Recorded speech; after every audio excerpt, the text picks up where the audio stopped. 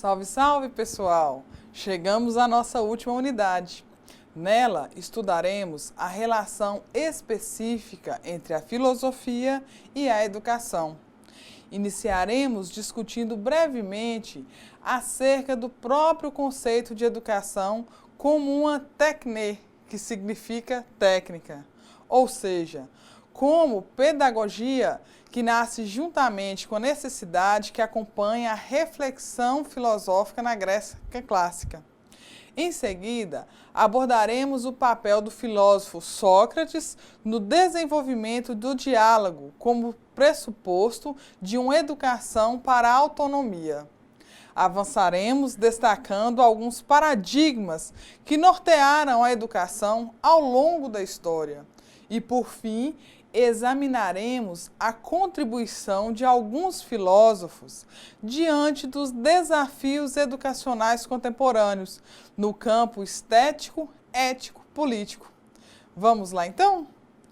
Investigando a história da filosofia, verificaremos que a origem da filosofia é propriamente um projeto educativo, ou como se dizia na Grécia clássica, uma paideia.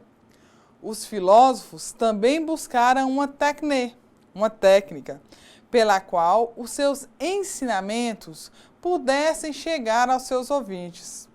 Essa techné foi chamada pelos gregos de pedagogia. De olho no slide. Nós temos aqui o significado da palavra pedagogia. É um significado da palavra que é grega. Tem uma parte, paidos, que significa criança, e a outra parte, ago, ou alguém, que é conduzir, agir. Então, a partir desses dois vocábulos, formou-se paido-ago, ou pedagogo, aquele que tem o papel de conduzir, guiar, educar as crianças. Se observarmos atentamente, veremos que a reflexão filosófica nasce tão intimamente ligada à pedagogia que grande parte dos filósofos dedicaram parte dos seus trabalhos ao tema da educação.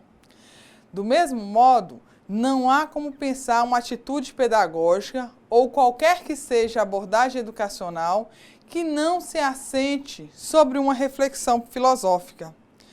Isso porque nenhuma prática educacional pode tornar-se um fim em si mesma. Ela necessita de reflexão filosófica, que lhe proporcionará um fundamento, apontará um caminho, uma finalidade objetiva. Os gregos foram os primeiros povos a elaborar sistematicamente e conscientemente um conjunto de valores, regras e normas que serviriam de base para o desenvolvimento de uma cultura centrada no ideal de homem bem definido.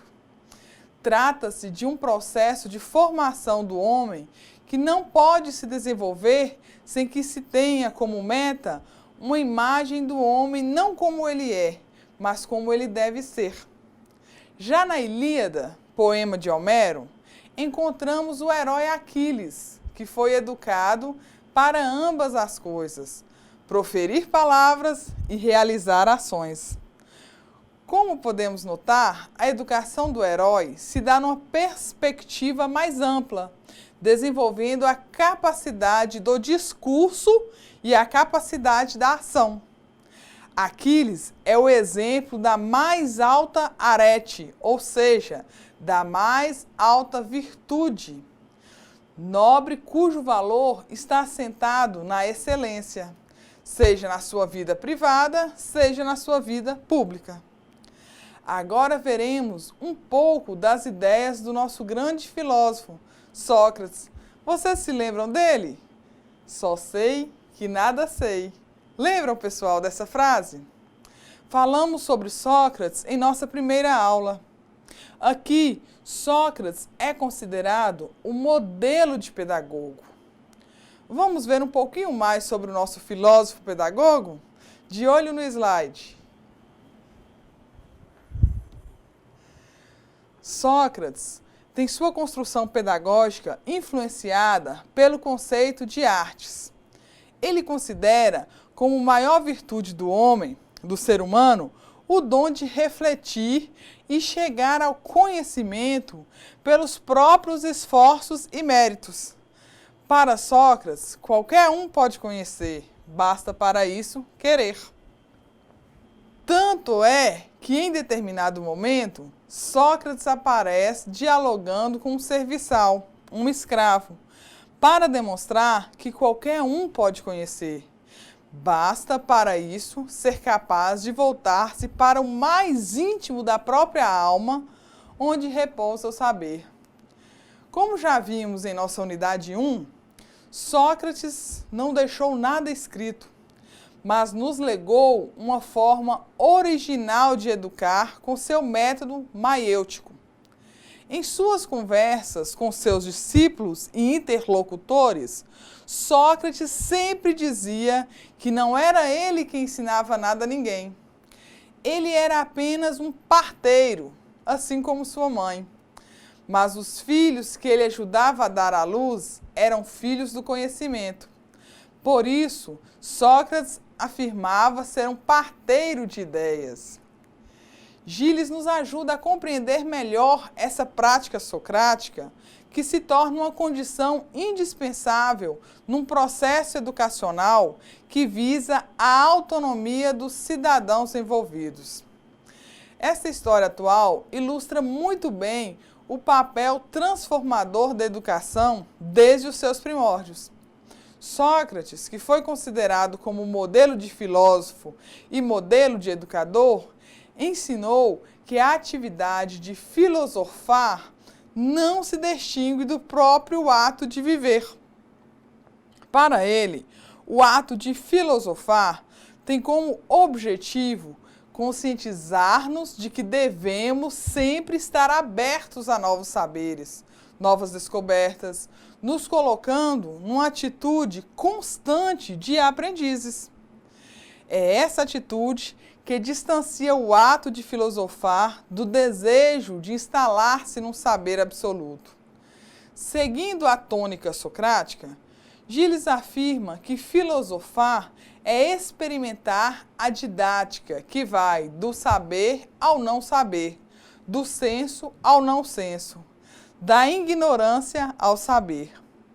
Logo, não se trata de impor ou transmitir um conhecimento de fora, pronto e acabado, mas sim despertar em todos aqueles que estão à volta uma vontade de conhecer, um desejo de saber que pode ser construído de dentro para fora. Seguindo os passos de Sócrates, entendemos que todo saber que vem de dentro é fruto de uma reflexão, sem a qual nos limitaríamos apenas a repetir o que ouvimos, a falar daquilo que já sabemos, a mostrar apenas o que vemos e a explicar o que sentimos. A reflexão deve estar, portanto, no centro do processo educacional, pois é ela que promove o conflito entre o que queremos ser e os desafios que enfrentamos no mundo. É pela reflexão que nossas dimensões afetiva, ética, técnica, intelectual, corpórea e avaliativa se entrecruzam com o mundo constituído por outros tantos indivíduos com as mesmas dimensões, mas com desejos e projetos diferentes, ou até mesmo contrários aos nossos. É assim que o ato de filosofar pode se transformar numa experiência rica e indispensável da dinâmica existencial do eu e do outro no mundo. Conforme observou Gilles, sendo a educação uma realidade dinâmica, pois é uma tarefa que nunca será plenamente realizada, educar constitui-se como um processo contínuo e para a vida inteira. E é nesse processo que o eu se torna capaz de agir e de participar na construção de um ideal comunitário. Ou seja, a educação vai além do ato de educar. A educação é transformadora, porque transforma pessoas, orienta, ensina e alimenta o ser humano e suas ações diante da sociedade na qual está inserido. Vocês concordam com isso, pessoal? Concordam com o pensamento socrático? Sabemos pela literatura dos historiadores da filosofia que a experiência de ter sido discípulo de Sócrates foi decisiva para que Platão construísse seu projeto filosófico assentado sobre um projeto pedagógico. Após a morte trágica do seu mestre, Platão se empenha em demonstrar que a tarefa da educação tem como finalidade última formar o filósofo, capaz de tornar a cidade e a vida dos indivíduos mais justa. É no livro 7 da obra A República que o jovem Platão irá apresentar o seu projeto político-pedagógico. O fundamento da educação para Platão está na capacidade do homem de aprender a essência de todas as coisas presentes no mundo. E as disciplinas cursadas têm como objetivo maior chegar a uma síntese inteligível da ideia do que é bom, belo e justo. É fácil perceber também que esse projeto educacional de Platão marcou significativamente o processo educacional que se desenvolveu sob o prisma do homem ideal desde a época helenística, passando pelo período medieval, pelo Renascimento e chegando até a modernidade. De acordo com Suchodolski, o cristianismo manteve, transformou e desenvolveu a concepção platônica. Realçou ainda com mais força a oposição de duas esferas da realidade, verdadeira e eterna por um lado, aparente e temporal por outro. A teoria do pecado original e das suas consequências duradouras constituiu uma advertência de uma energia sem par. Para o homem não ceder ao que aparenta ser a sua realidade e a do meio que o rodeia, pois não representam mais que um estado de corrupção e o lugar do seu exílio. Não basta que a educação negue a apoiar-se nesta realidade, deve também vencê-la. O grande responsável pela manutenção das ideias platônicas na Idade Média, seguindo a interpretação de Plotino, foi Santo Agostinho de Hipona, ou simplesmente Agostinho, que, como vimos na unidade 1, foi um filósofo importantíssimo para o fortalecimento da doutrina cristã nos séculos 4 e 5. Agostinho dedicou uma obra especialmente ao tema da educação, intitulada De Magistro. Tal qual pensou Platão, ele também acredita que o conhecimento não poderia vir de fora para dentro. Assim como Agostinho, toda a base da sabedoria está no íntimo do ser humano. E o processo de conhecimento deve começar necessariamente por uma inspiração divina. Portanto, o papel atribuído ao mestre deve ser o de despertar em cada um a luz interior do conhecimento. Esse processo se inicia pela linguagem, que tem como função fazer o discípulo recordar, relembrar, rememorar. Conforme nos lembra Rosa, para o bispo de Hipona, o órgão de toda a aprendizagem é o Logos, o mestre interior. Toda educação é, assim, uma autoeducação. Podemos observar também a forte influência de Aristóteles na formação filosófica dos medievais.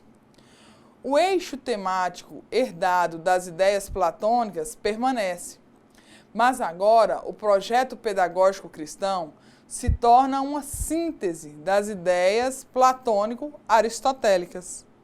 Aristóteles nos apresenta a seguinte divisão das ciências e das formas de conhecimento. De olho no slide. A divisão das ciências e das formas, segundo os conhecimentos de Aristóteles, se baseiam em três: ciências teoréticas, a matemática, a física e a metafísica. Para ele, elas têm como objeto o saber e a verdade. Seu instrumento de trabalho é a lógica. A segunda ciência são as ciências práticas, a ética, a política e a economia. Elas procuram estudar as ações, as praxes ou práticas. Elas se fundamentam na virtude.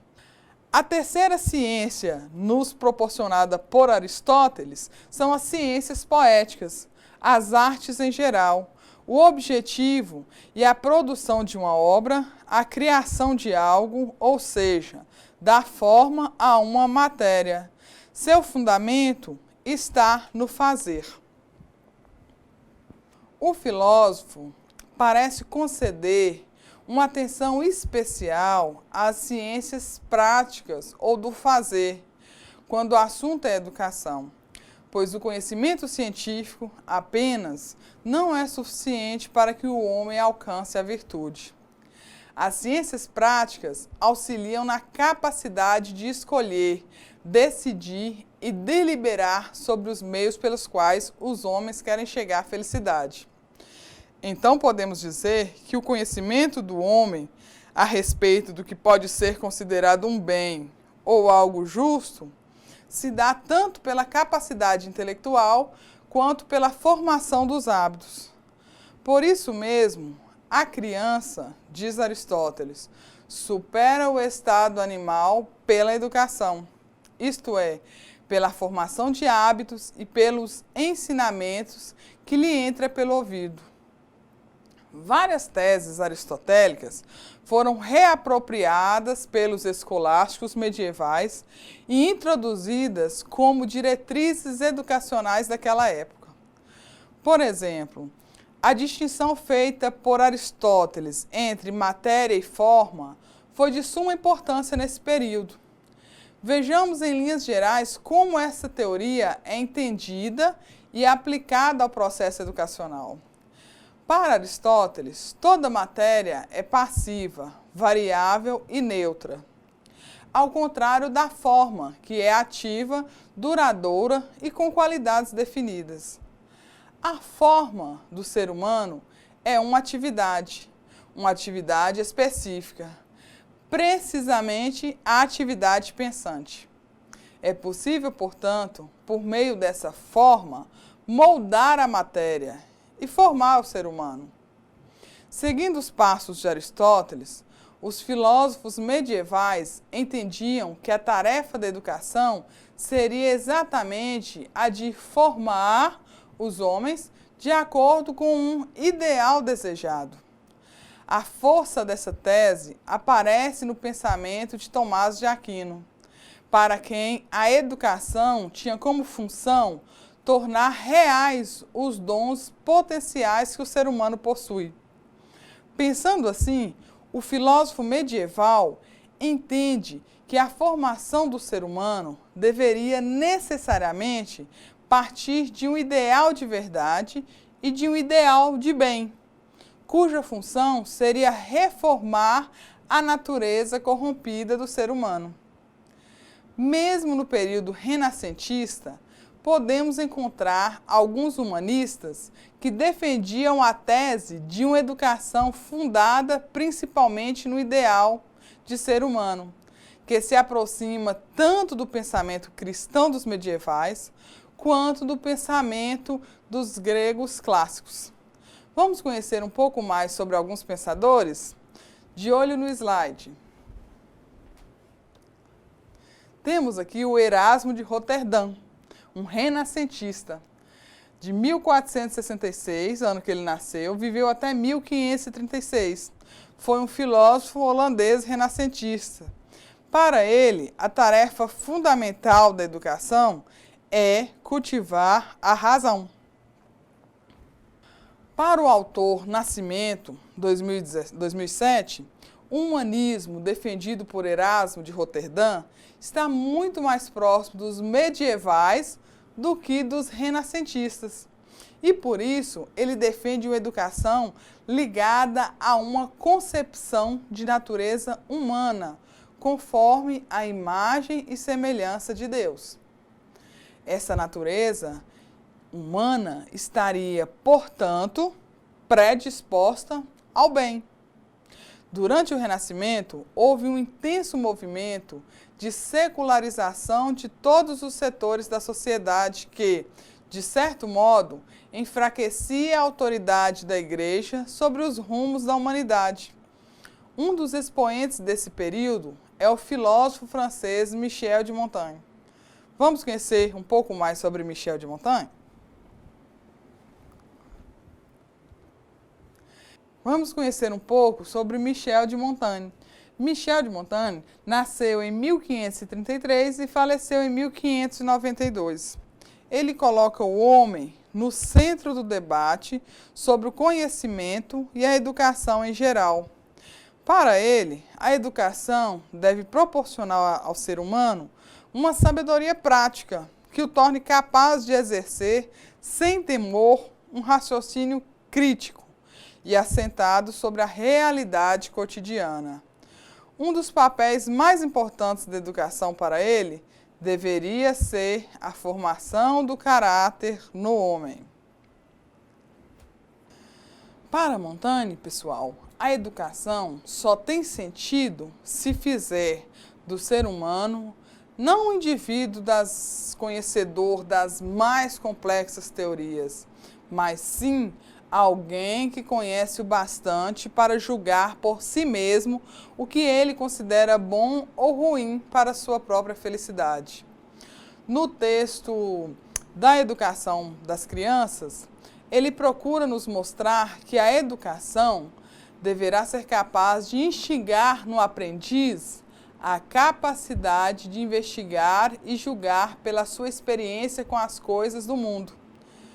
Por isso, Montaigne afirma que todo aquele que segue um outro nada encontra, pois quem segue os outros não está à procura de nada. Quem segue um outro nada segue, nada encontra e até mesmo nada procura. Uma frase de Montaigne. Montaigne critica o projeto intelectualista e essencialista da educação, que tanto influenciou os pensadores medievais. Bacana, né, pessoal?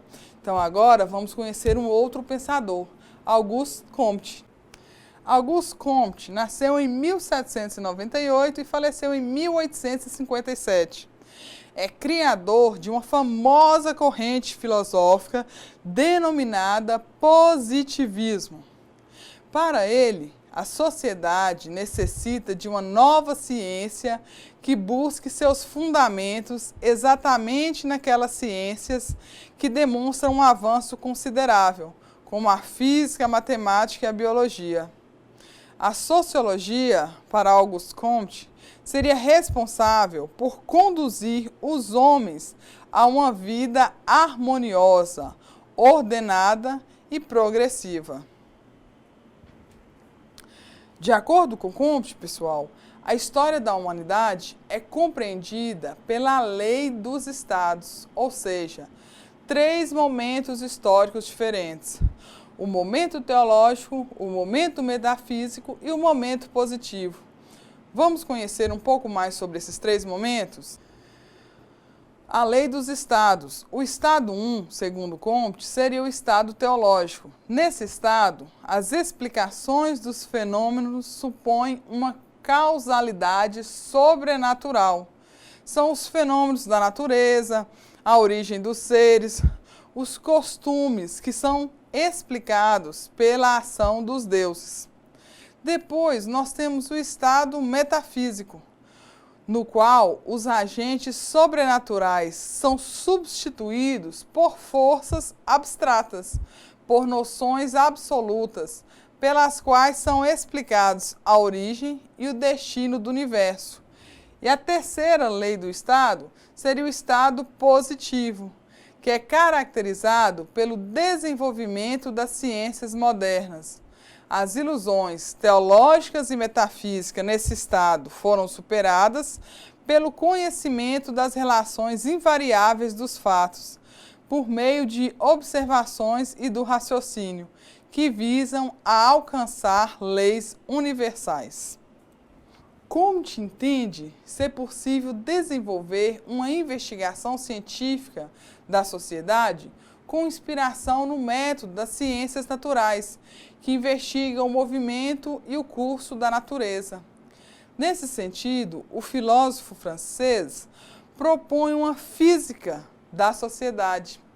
Essa nova ciência, denominada de sociologia, deveria aplicar os métodos utilizados pelas ciências da natureza na investigação da sociedade em geral. Um dos lemas do positivismo é saber para prever, prever para prover, indicando que o conhecimento científico seria suficiente para uma espécie de controle da sociedade por meio da aplicação dos conhecimentos adquiridos. O lema mais conhecido do pensamento positivista é, sem dúvida, amor, ordem, progresso. Comte acreditava que, na realidade natural das coisas, o amor é o princípio da sociedade humana que, através da ordem, alcançará inevitavelmente o progresso. Embora a teoria positivista tenha exercido forte influência na construção dos projetos pedagógicos em todo o mundo ocidental, inclusive aqui no Brasil, muitas foram as críticas dirigidas ao projeto positivista de Comte. Conforme observa o autor Max Senas, o método positivista negligencia muitos aspectos da cultura, da vida social, da estrutura econômica e política, em favor dos fundamentos de caráter biológico, supondo as sociedades humanas como mero corpo vivo. Comte acreditava que a ciência seria capaz de organizar a vida social, econômica e política, mas essa crença não levou em conta que atividades humanas, como a ciência, por exemplo, não são neutras e nem estão relacionadas apenas ao bem da humanidade. Assim como outros profissionais, os cientistas e os pesquisadores exercem a profissão participando das sociedades capitalistas, cujos valores cultivados só podem ser capitalistas. Por isso, na maioria dos casos, eles não são capazes de questionar os vários usos dos conhecimentos e das tecnologias que ajudam a desenvolver.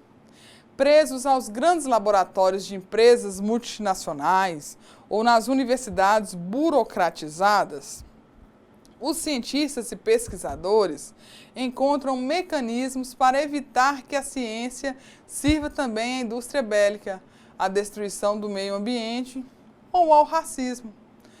Na história, Comte deu grande contribuição, ainda que sua teoria positivista passou a ser vista como algo prejudicial à sociedade, uma vez que escrevia ou descrevia os fatos sem problematização, quando não servia aos grandes feitos e grandes homens, ignorando muitos que ficaram à margem da história, mesmo sendo sujeitos da mesma. Atualmente, a palavra da moda no mundo é, sem dúvida, crise. Falamos em crise da família, em crise da sociedade, em crise da economia, em crise da política, dentre tantas outras crises. Então, a educação também não escapa a essa crise. Aliás, na perspectiva de Cury, a crise estaria mesmo no DNA da educação. Ou seja, não podemos pensar numa educação genuína que não seja fruto de uma crise, portanto, de uma crítica. Se no mundo antigo e no mundo moderno o conhecimento encontrava uma sólida base nos conceitos de ordem e certeza, conforme atesta Morin, atualmente não dispomos mais de um paradigma sobre o qual seja possível erigir um saber único e universal. Sendo assim, hoje em dia, podemos dizer, não há nenhum fundamento único, último, seguro do conhecimento. Logo, para que possamos chegar a um conhecimento mais preciso do mundo, é mais do que necessário que saibamos criar elos entre a multiplicidade da desordem, da ordem, da incerteza e da certeza. Muitos filósofos, na tentativa de oferecer uma resposta plausível ao problema enfrentado, guiaram suas reflexões para um ou mais campos do saber. Na perspectiva desses pensadores, é bastante provável que o caminho para o conhecimento do homem e do mundo atual possa estar disseminado nos mais diversos campos da experiência humana. Paulo Freire é conhecido como patrono da educação brasileira. Acreditava na educação para a formação da consciência política. É autor da Pedagogia do Oprimido e lutava por uma educação libertadora. Um dos maiores educadores do Brasil, Paulo Freire, afirmou que todo ato de educar é um ato político. Partindo do pressuposto de que não deveria haver ato político desvinculado da ética, poderíamos entender, portanto, que todo ato de educar também deve ser uma atitude ética. Daí a compreensão de que a educação se dá necessariamente inserida num campo ético-político. Nesse sentido, Paulo Freire afirma: não pode haver caminho mais ético, mais verdadeiramente democrático, do que testemunhar aos educandos como pensamos, as razões por que pensamos desta ou daquela forma, os nossos sonhos, os sonhos por que brigamos, mas, ao mesmo tempo, dando-lhes provas concretas, irrefutáveis, de que respeitamos suas opções em oposição às nossas. A diretividade da prática educativa, que a faz transbordar sempre de si mesma e perseguir um certo fim, um sonho, uma utopia, não permite neutralidade. Como podemos notar nas palavras de Freire, a educação pressupõe uma relação democrática, onde seja possível aos atores envolvidos revelarem o que pensam, por que pensam assim, o que fazem, por que o fazem dessa maneira, o que querem e por que querem. Contudo, é necessário que os atores, no processo de educação, possam também ser capazes de ouvir e respeitar a razão da escolha de cada um dos envolvidos nessa relação comum. Esse processo dialético da educação proposta por Freire não é outra coisa senão um modo de ser, campo ético, dentro de uma comunidade de pessoas, campo político. É claro que qualquer um dos que estão envolvidos no processo da educação, seja ele o educador, o diretor, o supervisor e até mesmo o educando, persegue uma finalidade qualquer. Mesmo que seja uma finalidade justa, como querer uma educação mais qualificada, isso já seria o bastante para entendermos que não é possível uma atitude de neutralidade na prática educativa. Atualmente, a utopia, para usar um conceito muito caro a Freire, de uma prática educacional ético-política, tem sido comprometida pela crença numa sociedade pragmática, cujo valor está centrado no aqui e no agora. A esse respeito, as palavras de Cross Silva podem nos ajudar a avançar na compreensão. Segundo eles, posto que nenhuma ideologia tem o poder suficientemente abrangente para abarcar a realidade tão plural do mundo contemporâneo, é importante repercutir a afirmação e necessário transformar a realidade, que encontra justificativa meramente do ponto de vista ideológico. Para que possamos alcançar uma realidade que se justifique ético-politicamente.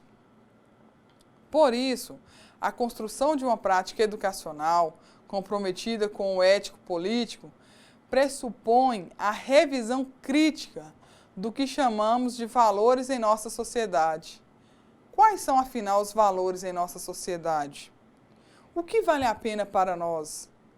O que vale mais para nós? O que vale menos para nós? Só poderemos responder a tais questões se compreendermos de fato que tipo de ideias alimentamos com nossa prática educacional. Para começarmos a entender melhor essa condição, vejamos o que Toons nos diz. Para ele, a educação está ligada intimamente ao que denominamos conceitos geradores, através dos quais podemos interrogar nossas ações, frutos de um ideário que está sempre disponível, presente, oculto ou evidente. Os conceitos geradores são responsáveis pelos padrões de comportamentos, aceitáveis ou não, pelos limites e pelos limitadores das ações. Parece que os conceitos geradores da nossa sociedade contemporânea convergem para a mudança, para uma transformação contínua, como um processo que, uma vez iniciado, não tem mais fim. Quem refletiu de modo sistemático sobre o paradigma da mudança contínua em nossa sociedade foi o sociólogo polonês Zygmunt Bauman. Vamos conhecer um pouco mais sobre ele?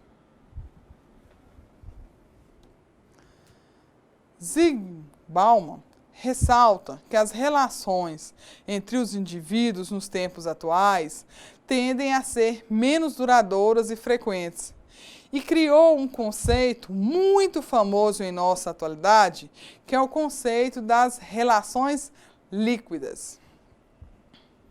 Para entendermos melhor essas mudanças, Bauman toma o conceito de líquido como metáfora da modernidade e da contemporaneidade. Em sua obra Modernidade Líquida, ele afirma que a metáfora da liquidez é perfeita para explicar o fenômeno contemporâneo da dissolução dos valores, inclusive dos valores educacionais. Ele nos diz: os fluidos se movem facilmente, eles fluem, escorrem, esvaem, respingam, transbordam, vazam, inundam, borrifam, pingam. São filtrados, destilados, diferentemente dos sólidos. Não são facilmente contidos. Eles contornam certos obstáculos, dissolvem outros, invadem ou inundam seu caminho. Essas são razões para considerar fluidez ou liquidez como metáforas adequadas quando queremos captar a natureza da presente fase, nova de muitas maneiras na história da modernidade. Para Bauman, a ideia subjacente a essa nova perspectiva é: aquilo que o homem faz, o homem pode desfazer e refazer num contínuo perpétuo. Sendo assim, não poderíamos nem sequer falar de crise de valores. Isso porque a ideia de crise pressupõe uma ruptura, uma rachadura onde é possível nos localizar. Agora, se temos uma crise, não é mais possível identificá-la a fim de nos posicionar, pois a realidade líquida e mutante nos coloca em busca de algo que não é mais. A crise é contínua, é duradoura, ela não cessa, não se deixa localizar. O filósofo francês Merleau-Ponty certa vez afirmou que o espírito de uma sociedade realiza-se, transmite-se, percebe-se pelos objetos culturais que ela se dá e no meio das quais ela vive. A formação de uma cultura e seus modos de expressão sugerem aos homens uma maneira de ser e de pensar. Diante dessa afirmação, poderíamos nos perguntar hoje: quais elementos culturais estamos construindo para nós mesmos? Em que meio cultural estamos vivendo? Que tipo de pensamentos estamos cultivando? Qual tem sido nossa maneira de ser e de pensar? O que é valor hoje na educação? A própria educação é um valor? Então, pessoal, deixo vocês com essas reflexões. Então é isso, pessoal. Aqui encerramos a nossa disciplina Filosofia da Educação. Agradeço a todos pela atenção e paciência. Espero que essa disciplina pode ser útil na sua prática cotidiana. Estarei esperando por vocês em nossas atividades no ambiente virtual de aprendizagem. Grande abraço, salve, salve!